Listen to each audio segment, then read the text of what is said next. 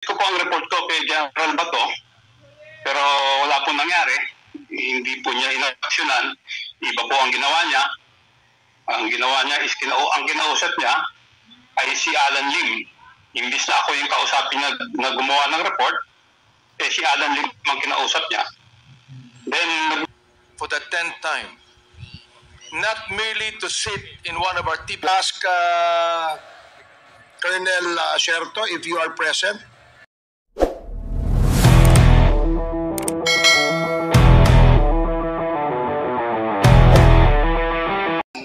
Inilagay ng PNP sa kategoryang HCUI or Homicide Cases Under Investigation na umabot sa talang 23,327. Samantala, mula July 2022 hanggang katapusan ng 2023, ang bilang ng mga napatay sa mga legitimate police anti-illegal drugs operations ay 73 lamang po. Pangatlo, may kabuuan na 115,435 na anti-drug operations na nakalikom lamang ng 3,294,44 kilos ng shabu na nagkakahalaga ng 18.43 billion pesos sa unang 2 taon ng dating Pangulong Rodrigo Roa Duterte, habang sa mas kakaunting anti-illegal drug operations lamang sa parehong panahon sa BBM administration ay 84,676, subalit nakalikom na mas maraming shabu na umaabot sa 6,481.16 kilos. The anti-drug campaigns under former President Rodrigo Duterte from July 2016 to July 2018 and the current President Ferdinand Marcos Jr. from July 22 to early 2024 represent contrasting approaches in tackling illegal drugs and the crime in the Philippines. While both administrations aim to reduce drug for the 10th time, not merely to sit in one of our typical police, who was the, if I'm not mistaken, the deputy of the drug enforcement group, that operated on several illegal clandestine shabu laboratories and anti-illegal drug operations in the past. And I think he is now on Zoom. May we ask Colonel Sherto if you are present?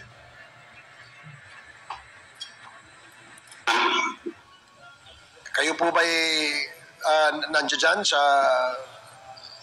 Can you hear us? opo, narinig ko kayo. Okay. Magandang umaga po. Magandang umaga sa iyo, Colonel. Colonel, maaaring alam niyo na po na ang ating topic ngayong umaga ay tungkol po sa illegal drugs. And bilang isang operatiba ng anti-illegal drugs noong kayo'y nasa Philippine National Police pa, maaari po bang bigyan nyo kami ng idea kung ano ho ba ang inyong mga operation noon na may kinalaman dito sa pagpapahinto nitong illegal drugs dito sa ating bansa? Marami po kami ginawa operation. Ang example po is yung sa Antipolo, ang una pong laboratory na nahuli na merong na-actual na nagluluto at more than 1 ton o 1,000 kilos ang nakuha po doon. Meron din po kaming nakuha ng laboratory sa Mandawi, Cebu. Excuse me lang po, wala ho kasi kayong video eh. Pwede bang, can we ask the technical, pwede bang may video? Ayan. And kayo, nakikita niyo po ba ang komite, Colonel Sherto? Hindi po. Hindi ko po nakikita. So, can you please... Pero naka-on po ang video ko. Ayan. Can you please, technical? And before that, habang inaayos pa ho ng technical, may we ask you to take your oath, Colonel Sherto. Comsec, please administer the oath. Sumubay po ako kanina. Nag-oath ka na kanina. mas mabay po ako para save time po. O hindi po namin nakita kasi, Colonel, so pwede po ba nating ulitin nang sa ganun, may record po kami na kayo po ay sumumpa at nag-oath. Please take note. Yes, Mr. Chair. Sir, can you please raise your right hand? Do you swear to tell the truth, the whole truth, and nothing but the truth in this congressional inquiry, so help you God? Yes. Thank you, Mr. Asierto. Okay, thank sir. you, Colonel Asierto. Pwede po bang ulitin ninyo inyong report kanina? Banggitin ko lang po yung mga ibang, yung mga naalala ko mga operation namin. Una po, yung San Antipolo, na unang pagkakataon na merong nahuling actual na nagluluto sa loob ng Shabu Laboratory. At sobra 1,000 kilos ng shabu ang nakuha doon. Sumunod isang Mandawi Cebu na mga more than 16 yata na foreign nationals na nandun na mix. Meron Indonesia, Malaysia. Then yung famous na shabu Tiangge sa Pasig.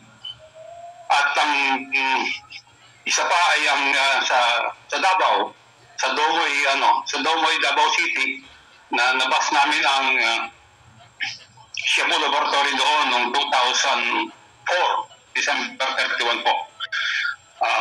Yun lang po yung marami pa ako kaya hindi ko na po maalala. Pero yun po yung mga significant na trabaho namin. O sige, maraming salamat po, Colonel Asierto. Ang aming pong mga kasamahan dito ay gusto rin po magtanong sa inyo. And the first to interpellate is Congressman Benny Abante. You are recognized, Congressman Abante. Magandang umaga sa iyo at Colonel Asierto. Magandang umaga po. Kayo po pala ay na-assign na sa iba't ibang PNP stations, ano po? Sa totoo po, ako po ay lagi naka-assign sa mga task forces. Hindi po ako na-assign sa station o sa probinsya. Lagi pong special unit yung aking pong assignment. At kayo po ay anti-illegal drugs sa PAOP. At kayo po ay nasa ilalim ng sino pong opisyal, usually? Sa isa lang po ba kayo nasa ilalim ng opisyal o ilang opisyal lang kayo po ay nasa ilalim nila? Ang mga boss ko po ay yung mga director namin, director ng PSOT o Task Force Commander, na sila General Aglipay hanggat umabot kay General Bacalso, General Nick De Leon, General Kaknak. Then yung bandang huli na, ang pinakahuling boss ko po ay si Colonel Pero, si General Mijares. Yun po ang mga naging boss ko po. Alam po ba nila ang inyong involvement sa mga operasyon na ito? At alam po ba nila ang inyong mga in-expose recently? Involved po ba sila dyan o hindi po? Ako po, hindi man po ako nagtatrabaho ng hindi alam ng boss ko. Alam po nila lahat yun. Kung ang tinutukoy niyo po ay tungkol dun sa report na ginawa ko tungkol kay Michael Yang at kay Alan Lim, alam po yan ng aking director during that time na si Director Mijares. Meron po ba silang ginawang report tungkol dito o kayo po ba sinang nag-agree po ba sila sa inyo o sila po ba ay sumang-ayon o nakasama kayo upang i-expose itong mga bagay na ito? Sa kasayang palad po, sinabit ko po ang report ko kay General Bato, pero wala po nangyari. Hindi po niya inaksyonan. Iba po ang ginawa niya. Ang ginawa niya is ang kinausap niya ay si Alan Lim imbis na ako yung kausapin na gumawa ng report, si Alan Lim ang kinausap niya. Then, nagbigay din po ako ng report kay Director General Aquino ng PIDEA. Sa kanya naman po, in fairness po sa kanya, pinatawag niya ako, kinausap niya ako, in-explain ko sa kanya yung report ko kung paano ko nakuha, at ang sabi niya, ipapaabot niya sa Malacanang. Pero, nung pumutok na po ito, medyo nag-deny po siya na ang sabi niya is hindi niya maalala kung kanino niya binigay sa Malacanang. Nakakapagtaka naman po noon eh. Napaka-importante yung report. Di alam kung kanino iniwan yung report, kanino ibinigay. Then nagbigay din po ako ng report kay General Albayalde, Chief PNP Albayalde. At nung una, dininay niya, ganun din, dininay niya nung una, pero nung sinabihan siya mayroong litrato, medyo naalala niya. So inamin din niya, pero wala siyang ginawa. Katulad nila General Bato de la Rosa, Aaron Aquino, at Oscar Albayalde, wala silang ginawa doon sa report. Talagang pinabayaan nila yung report. Then, hanggang sa umabot na yung hindi nila ma-dispute yung aking report, ang ginawa nila is ako yung siniraan. Siniraan ako at yung team ko. At dahil nga doon, yung isang kasamahan ko na gumawa ng report, binukot, si Captain Lito Perote, hanggang ngayon nawawala. At ang isa ay binaril, namatay, si retired Master Sergeant Jerry Liwanag. Wala pong umaksyon sa report ko. Ano po ang posisyon ni Senator Bato de la Rosa nung kinausap niyo siya tungkol sa bagay na ito? Siya po ang chief PNP noon, pero hindi po kami nag-usap ni minsan tungkol sa report ko. Hindi niya ako kinausap. Ang kinausap niya ay si Alan Lim o si Lil Wenxiong. Yun ang kinausap niya. Kung hindi po kayong kinausap ni Senator Bato, paano po niya nalaman ang inyong operasyon? Nalaman niya po na meron akong report dahil meron po nagsabi sa kanya na meron akong report tungkol kay Lil Wenxiong o Alan Lim. Nalaman niya yung report ko na kay Director Tascolan. Tinawagan niya po si Director Tascolan at pinakuha niya yung report ko. Nalaman ko po ito kasi tinawagan ako ni General Tascolan.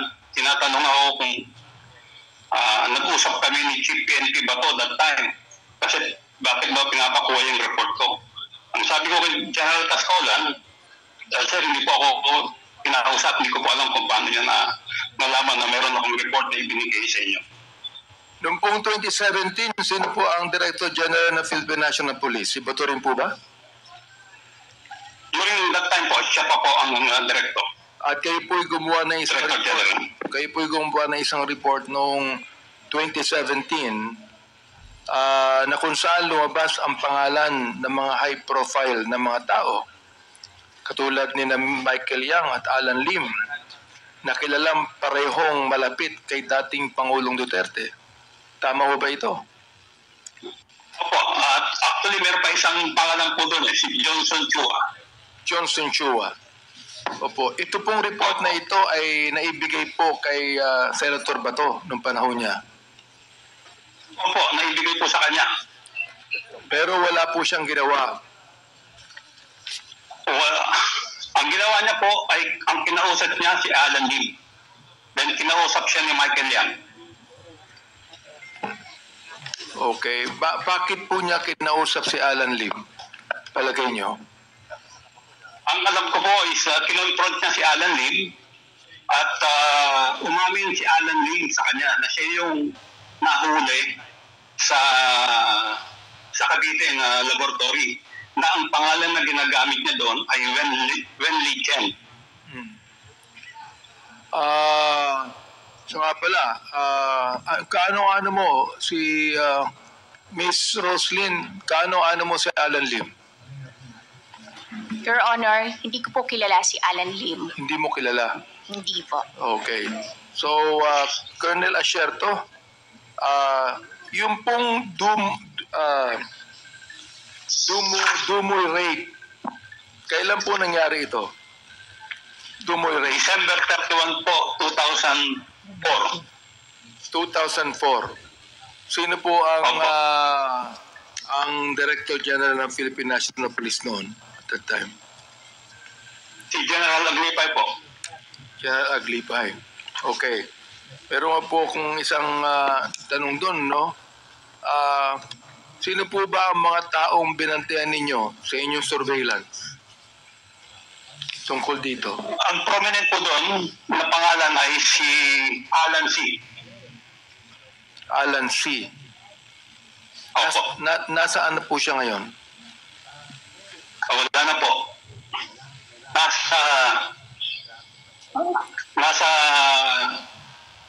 Nasa testimonya po ni Arturo Las Cañas kung ano yung nangyari kay Alan C. Okay, Colonel Asierto, pakibanggit nyo nga po sa amin sa Quadcom kung ano ang koneksyon ni Michael Yang sa drugs at ang koneksyon ni Michael Yang sa dating Pangulo. Si Michael Yang po ay nung inibisigaan po namin yung sa Domoy noong 2004, si Michael Yang po ay hindi namin nakikita. Kasi po ang participation niya ay nagsimula o yung aming surveillance is nagsimula noong October 2004.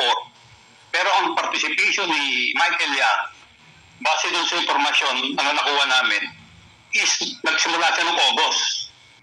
Ang participation niya is siya yung tumanggap ng dalawang 40-footer container van na naglalaman ng mga saring-saring gamit ng mga chemicals at equipment at mga ibang produkto na ginamit sa pagtatayo ng laboratory sa Domoy at yung doon sa nahuli sa Cagayan de Oro.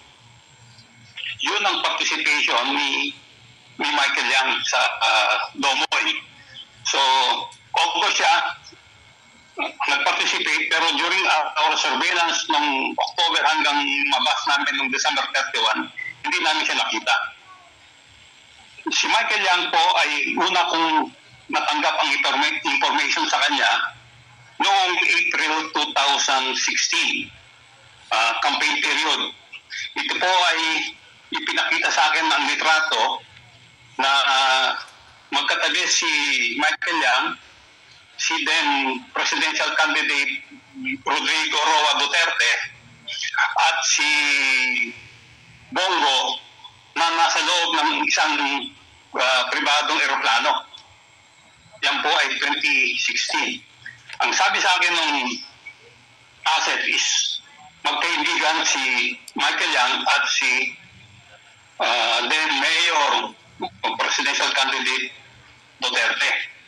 So, nung matanggap ko po yung informasyon dahil 2016 campaign, hindi ko po muna ginalaw kasi parang hindi pa ho hilog yung informasyon. Nung manalo na si Pangulong Duterte at nasimula na yung war on drug na maraming namamatay, sinimulan ko na po yung aking betting doon sa informasyon na natanggap ko tungkol kay Michael Yang. So, base doon sa betting na ginawa namin, meron kaming nakausap na isang tao na meron ding involvement doon sa pagtatayo ng laboratory sa Domoy noong 2004. Nagkataon na natagpuan siya ni then Captain Lito Perote. So kinausap namin siya sa Davao noong August 2017. Nag-meet kami doon. So, kinausap namin siya. Colonel Asierto, hindi pa kayo nakita ni Michael Yang kahit minsan? Ay, hindi pa po. Si Alan Hindi Lim, pa po. nakita na pa kayo ni Alan Lim? Ay, hindi pa rin po. Okay, meron kaming picture dito na kasama ang dating Pangulo. Can we get the picture there? Na kinakausap niya si Michael Yang at si Alan Lim. So, ibig niyong sabihin, Colonel Asierto, sa inyong investigasyon na talagang nasisiguro niyo na may koneksyon ang dating Pangulo sa mga illegal na gawain ni Michael Yang at ni Alan Lim. Meron po ba? Sigurado po ako. Dahil po doon sa nangyari sa akin at nangyari doon sa mga kasamahan ko, very obvious po na siya yung nag-protect. Pinotektahan niya si Michael Yang at si Alan Lim. Ano pong nangyari sa inyo? Yung po ba ay ginawa sa inyo? O dinicide ninyo? O ginawa po sa inyo sapagkat nakita nyo ang involvement ng dating Pangulo dito kay Michael Yang, kay Alan Lim? Nakita nyo na hindi pinansin ang report ninyo ni Senator Bato? Karoon din po si ang iba pang mga Director General. Yung parang lumabas po kasi nung hindi nila ma-dispute yung aking report kasi supported naman po ng mga dokumento. May mga warrant of arrest si Johnson Chua, mayroong court decision si Yuen Lichen o si Alan Lim sa Cavite. So, hindi nila ma-dispute yung report eh. Ang ginawa nila, sinira nila kami. Naglabas sila ng white paper against us, ginawan kami ng matrix. Sino pong gumawa nun? Sino pong gumawa ng mga yan? Alam niyo po ba? Kilala niyo po ba kung sinong gumawa sa inyo ng mga white paper na yan?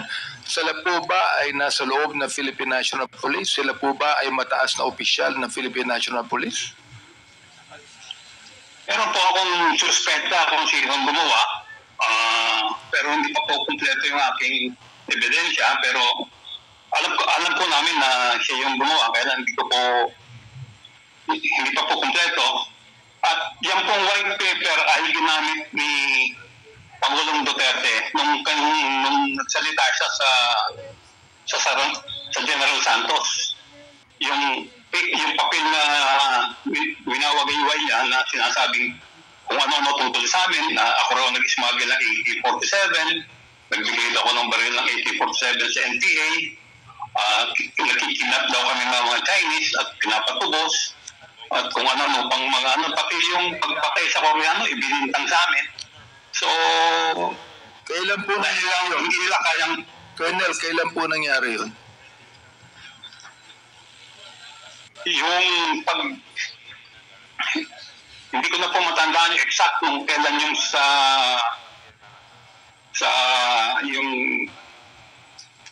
yung kanyang public sa engagement sa General Santos. Pasensya na po kayo, talaga pong medyo mahina po yung aking pag-alala sa date. Pero lahat naman po yan is nasa media. Lumabas na po sa media yan. So, lahat po itong sinasabi ko ay nangyari, mabe-verify po sa media.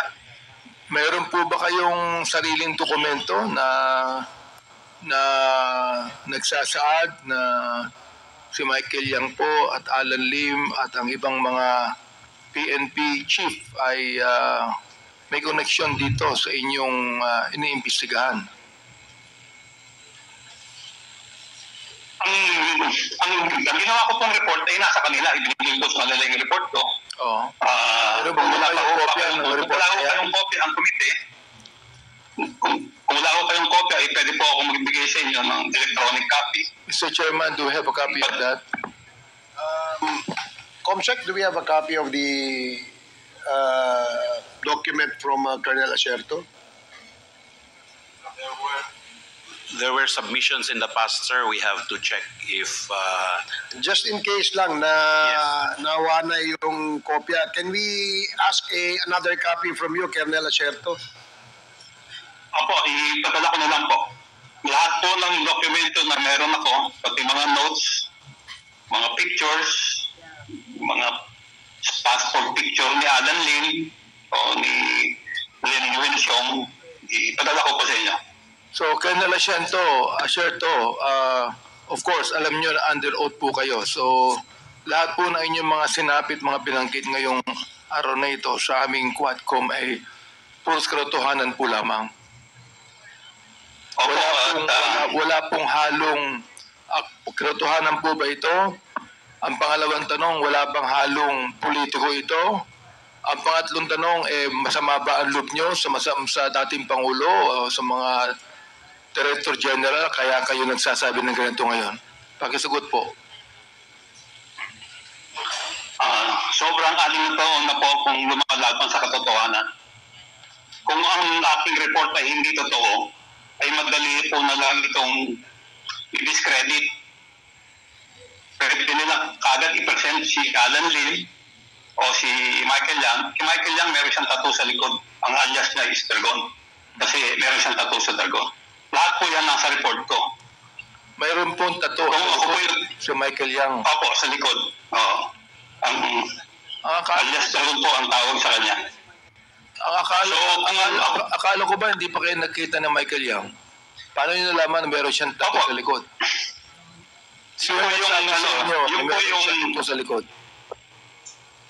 Yung po yung binanggit nung confidential informant na nung ipinakita ko po yung mga pictures, yung iba-ibang pictures ng mga Chinese o iba-ibang photos. Tinuro niya po yung picture ni Michael Yang. Pero ang tawag niya, yan po si Dragon. Sabi niya, bakit Dragon? Sabi ko sa kanya, bakit Dragon? Sir, meron po siyang tattoo sa likod ng Dragon. Pwede niyo ba sabihin sa akin kung sino po yung informant na yon? Nandun po yun sa report ko. Nasa report ninyo? Opo, nasa report ko po yun. Kung pwede po, pakibigay po sa amin lahat ng mga dokumento para makita po namin ito. Yan.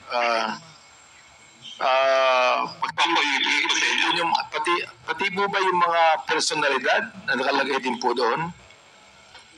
Opo, meron po yung meron parang siyang summary information ni Johnson Chua, ni Michael Yang, at saka ni Alan Lim.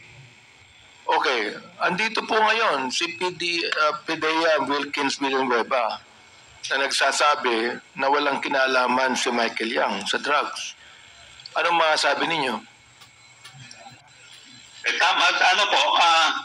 Si Wilkins Villanueva, hindi naman po siya talagang naging, masasabi ko na-involved dun sa surveillance casing build-up doon sa Domoy. At base po naman dun sa information na natanggap namin, si Michael Yang ay lumutang, ang participation na ako ni Michael Yang is noong August 2004.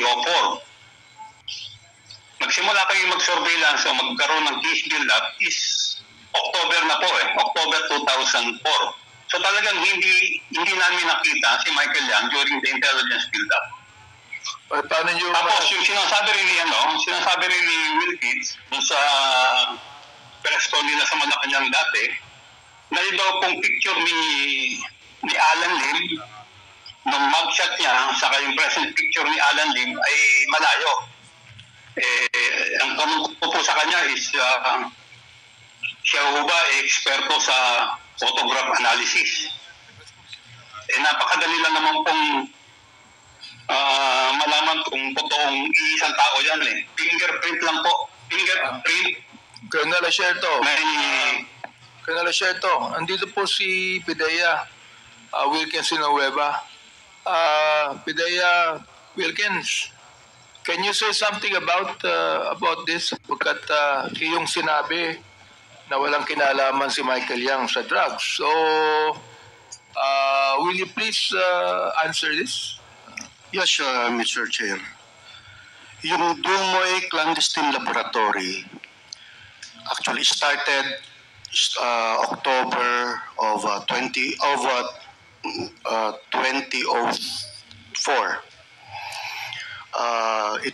The information came from the Drug Enforcement Administration ng United States of America.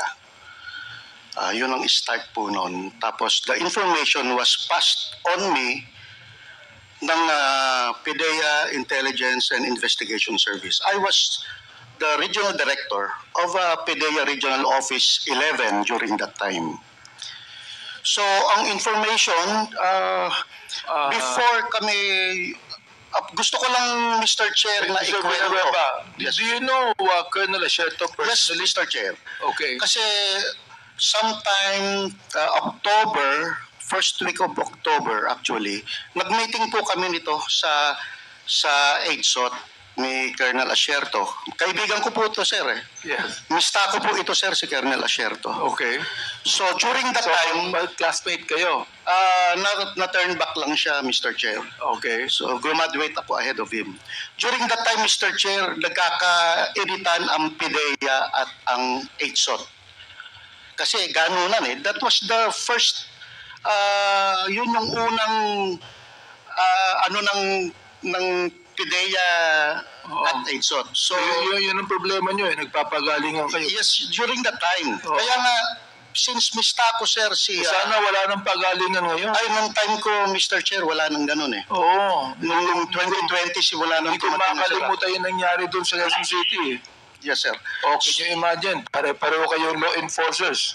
Kayo nagbabarilan. Yes, Your Honor. Oh. So what happened, case conference kami ni Colonel Asierto. Nasabi niya, may nahagip siyang personality Aha. na papuntang Davao. But naputol doon, Mr. Chair.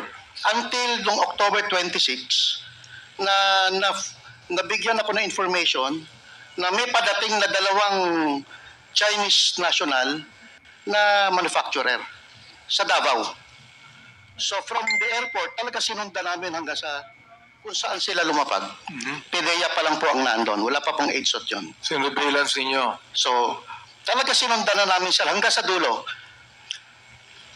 Ang kagandahan doon, Mr. Chair, is pagdating doon sa pinuntahan nila, that same, yung bahay na pinuntahan nila, that was an apartment.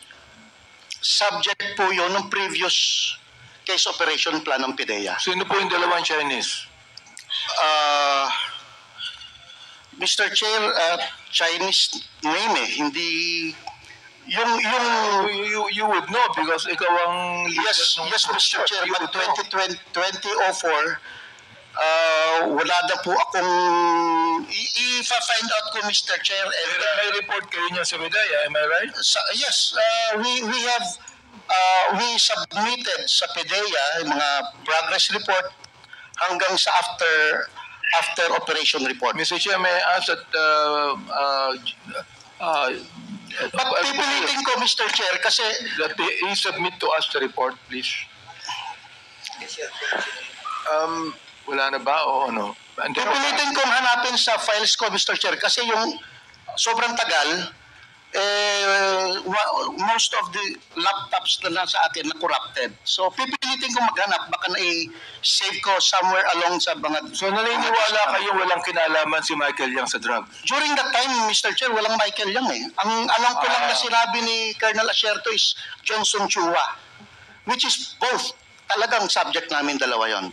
But there was no Michael Yang during that time. Colonel Asierto, what can you say about that?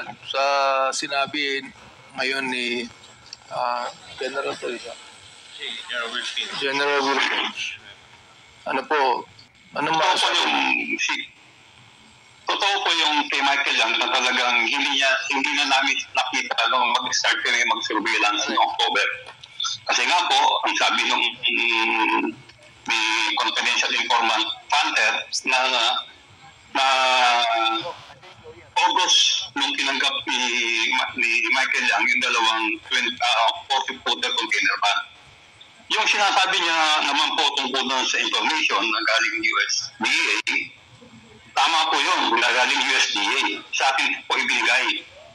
Ang information na ibinigay sa akin ng USDA is nagbigay siya ng isang number, nag-load number, na ang last 4 digit is 1988. Kaya medyo natatandaan ko po. So very Totoo po yun. Totoo. Yes, Mr. Chair. Okay. Binigyan nga ako ng log dun ni Colonel Asierto about that. Okay. Na yung information niya na yung log na yon tumumbok na sa Davao. So doon kami nagkatugma. So doon kami nag-collaborate, Mr. Chair. Anong ibig sabihin yung nasa Davao, General Villanueva? Yung user nung number na binigay niya is naandun sa Davao. Therefore, yung pong drugs nasa Davao. I don't know, Mr. Chair, but yung personality na gumagamit ng telepono na yon is na-trace sa Davao, Mr. Chair. Kaya pumayag ako makipag-collaborate kay Colonel Asierto because, Davao to. So, sa akin, lahat ng pertaining sa Region 11 is under my area. So, ito daw, Mr. Chair, yung sinabi namin, pwede itong first time na to mag-collaborate ang PDEA at police. And it happened, Mr. Chair. Hanggang ilang taong kayo ron? Until 2008, Mr. Chair. 2008. Yes, yes. So, where were you when the former president became president? Nasa regional office 10 po ako, Mr. Chair. You were As a still regional active at director. that time. Yes, yes. And you are the... Regional director of Regional Office 10. Are you also involved?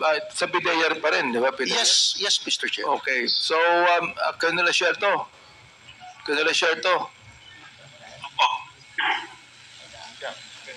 Colonel Ano Asierto. po yun? General Villanueva attested and agreed with you on on what you said. So, can you continue on? Ano sa mga sabi niyo? Tungkol naman po dun sa mga binigyan ko ng report, siguro po natural na sumama ang loob ko kasi sila po yung aking mga immediate upper class sa PMA. Si General Aquino, class 85, siya ang nag-receive sa amin. Nung plebo kami, sila yung class na nag-receive sa amin. Tapos ang mga squad leader namin, 86. Yung class nila, Colonel Asierto, merong nabanggit si General Villanueva na dalawang Chinese na hinabol nila sa Davao. Hindi niya maalala yung mga pangalan. Kayo po ba naalala niyo yung pangalan, Colonel Asierto? Yung dalawang Chinese na yan? Hindi ko po alam yung sinasabi ng Chinese, pero ang target po namin dyan, yung nagpunta kami sa Davao, is si Alan C na yung gumagamit ng number ng 1988. Sino pong Alan? Alan Lim? Alan C po. Alan C. Okay. So, ilang taon na po silang involved sa drugs sa pagkakaalam ninyo? Hindi ko po magbigay yung exact na taon kasi nung ma-receive namin yung information na yun, middle of 2004 yung binigay sa akin yung number na 1988 ng USDA. Until? Ano po? Yung number na binigay sa akin po ng USDA na mayroong last 4 digit na 1988 is parang ibinigay po sa akin ng mga middle of 2004 eh. So, pina-verify niya sa akin yun, pina-investigahan. Then, after a couple of months, yung isang asset ko po nandito sa Pilipinas, binigay din po yung same number na involved din daw sa production ng shabu. At ang base nila sa Davao, ang kanilang base sa Davao. Opo, ang i-trace ko nga namin, nasa Davao. At ang dating Pangulo ay mayor pa ng Davao nung araw. Opo, siya po yung mayor. Siya po yung mayor that time. Kasi bago po kami magsimulang mag-surveillance, pinuntahan po namin siya ni Ben Wilkins Villanueva, director ng PDEA doon sa 11. Parang respeto po na courtesy call na nandun po ako sa Davao na tiga Manila, Manila Base Unit na mag-ooperate sa Davao. Kasi po nga, mayor at alam pong very supportive siya sa mga anti-illegal drugs operation. So, during that time, wala kayong hinagap, Colonel Asierto at General Villanueva, wala kayong hinagap na involved ang dating mayor po ng Davao sa drugs? Mr. Chair, General Villanueva, sige po. Mr. Chair, talaga supportive. Wala kayong hinagap na involved ang dating mayor sa Wala po, Mr. Chair. Hindi nyo alam. Actually, during the operation, yung actual operation, Mr. Chair, Yes. nagtayo po sila ng command post just 50 meters away from the clandestine laboratory. Sino po nagtayo? Sila Mayor Duterte, si General Simeon Dizon, Regional Director po siya ng PNP ng Region 11, naandun po yung ibang mga konsehal ng Davao City at naandun po ang media while we were operating on the clandestine laboratory. So, talagang ang iniisip namin, talagang walang involvement ang ating mayor during that time. Okay, Sa Davao City. Colonel Asierto, what can you say about that? Ako po, meron po ako naririnig na chismis-chismis pero wala po akong nakitang ebidensya. At in fairness po talaga, talagang during our surveillance, hindi po nahagip yung pangalan ng mga Duterte. Hindi po namin hagip, in fairness. Naglalaro lang po ang isip ko dito, no, sapagkat may mga napatay na mga mayor na involved sa drugs, may mga napatay na mga high profile na involved sa drugs. Ano po ba ito? Ito po ba ay to annihilate the competition para isa na lang ang manguna dyan? O ano po bang kapalagay nyo? Colonel Asierto. Sa ating pong assessment, with yung kanyang pagproteksyon kay Michael Yang saka kay Alan Lim, ang ating po is parang cover up po yung pagpatay niya sa mga maliliit na sa mga maliliit na personality na involved sa droga. Parang cover up. Kumbaga, Assessment nyo. parang cover up po eh. Oo, cover up. Dahil Bakit po nyo nasabing parang cover up? kasi po ang namamatay is yung mga nasa baba, yung mga user. Kumbaga is mga end user.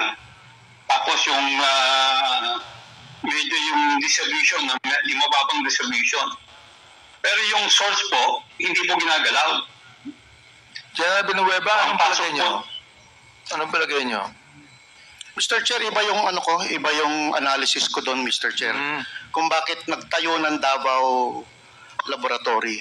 Kasi Mr. Chair, talagang during the time, talagang mataas ang level ng aming vigilance against crime, illegal drugs.